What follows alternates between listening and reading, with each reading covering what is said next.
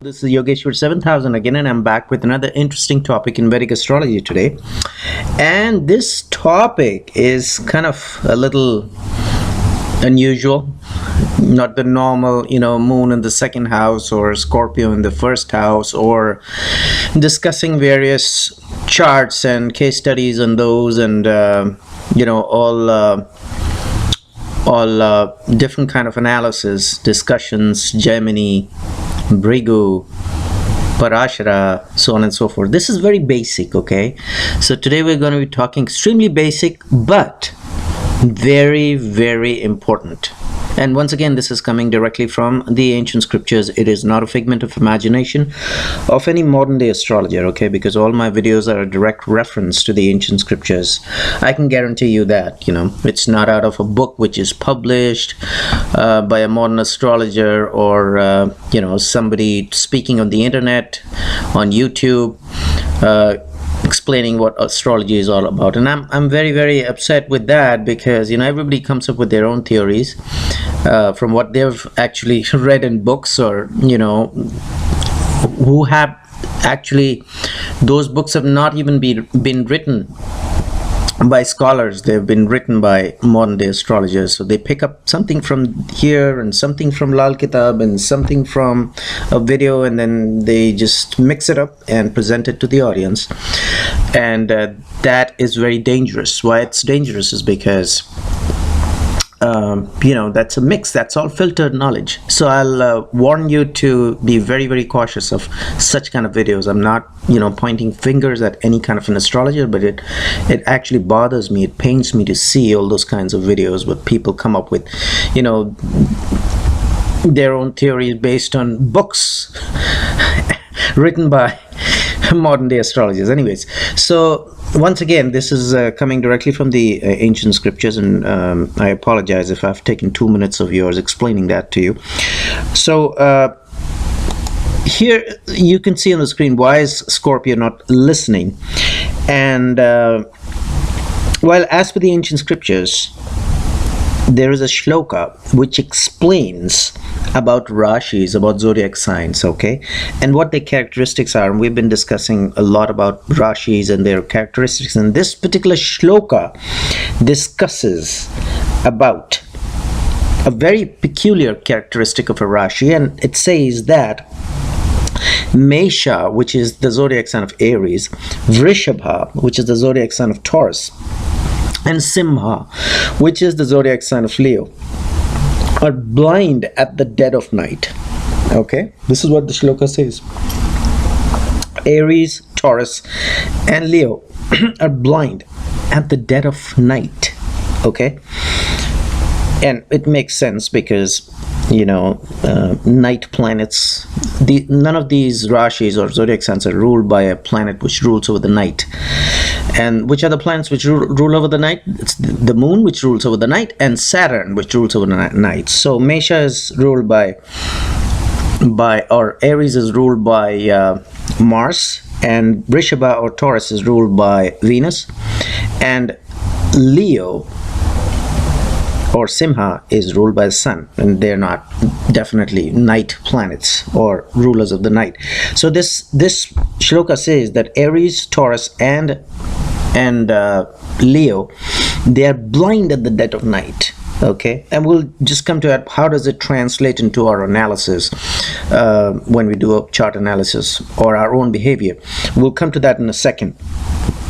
The second thing which is mentioned in the shloka is Kataka, which is Cancer, Mithuna, which is Mithuna, number 3, what is it called? Gemini. So Cancer, Gemini, and Kanya, which is Virgo. Okay, so Cancer and Gemini and Virgo are blind at midday. Okay, so this is what the shloka says. So number one, the shloka says that Aries, Taurus, and Leo are blind at the dead of night. Cancer and Gemini and Virgo are blind at midday. Okay. Then the shloka goes on to explain that Tula or Libra and Vrishchika or Scorpio. So Libra and Scorpio are deaf in the forenoon. Okay, they can't hear, they are deaf. All right. And finally the shloka explains that Sagittarius and Capricorn are deaf in the afternoon. Okay, very, very interesting and very important shloka to be able to translate into analysis of a birth chart and how to deal with people. So once again, Aries, Taurus, and Leo are blind at the dead of night. Cancer, Gemini, and Virgo are blind at midday. Libra and Scorpio are deaf, not blind, deaf in the afternoon or the forenoon. And Sagittarius and Capricorn are deaf in the afternoon. So Libra and Scorpio are deaf in the forenoon, and Sagittarius and Capricorn are deaf in the afternoon. Okay, that's the entire shloka. So how does it translate into, you know, an analysis of a chart? So it's pretty simple, that people who are ruled by Mesha or Aries and Taurus and Leo are blind at night. It translates into that they cannot function properly at night. Their power of discrimination goes away at night. Okay, so and then who are ruled by the zodiac signs could be either the Lagna or the ascendant or their moon sign as well. Okay, so look at both. So people who are mostly governed or ruled or influenced, rather, that's a better word, by Aries, Taurus, and Leo, do not give them any work at where they have to work at night. Okay, like, you know, I'll give you an example of a call center. People who are working at night, or any kind of a, they cannot see because they power, and see means, you know, literally it's not a physical thing where they'll go blind. No, their power of discrimination or their effectiveness at work will be reduced considerably. So it's not just a call center situation. You know, people who are students, want to study at night, or who want to do things at night, they'll be most ineffective. So you can test it out on charts. People who are influenced, or they have the Lagna or the moon sign in Aries, Taurus, and Leo, will be pretty, I wouldn't say ineffective, but their power of discrimination, so there'll be a tendency of them making mistakes. Okay, because they cannot see, they cannot understand, they cannot see. So obviously, you know, the effectiveness goes wrong and they'll make mistakes as well. So don't give them work at night. Okay, or they themselves should stay away from working at night or studying at night and doing things at night. Similarly, Cancer, Gemini, and Virgo people, they're blind at midday, meaning which their power of discrimination between good and bad and understanding, it goes away at midday. Okay, so try to avoid, and they themselves try to avoid taking decisions during midday. People who are influenced either through Lagna or the moon sign by Cancer or Gemini or Virgo, they should stay away from doing important or taking important decisions or going into meetings, you know, for business executives. Avoid midday because they cannot see.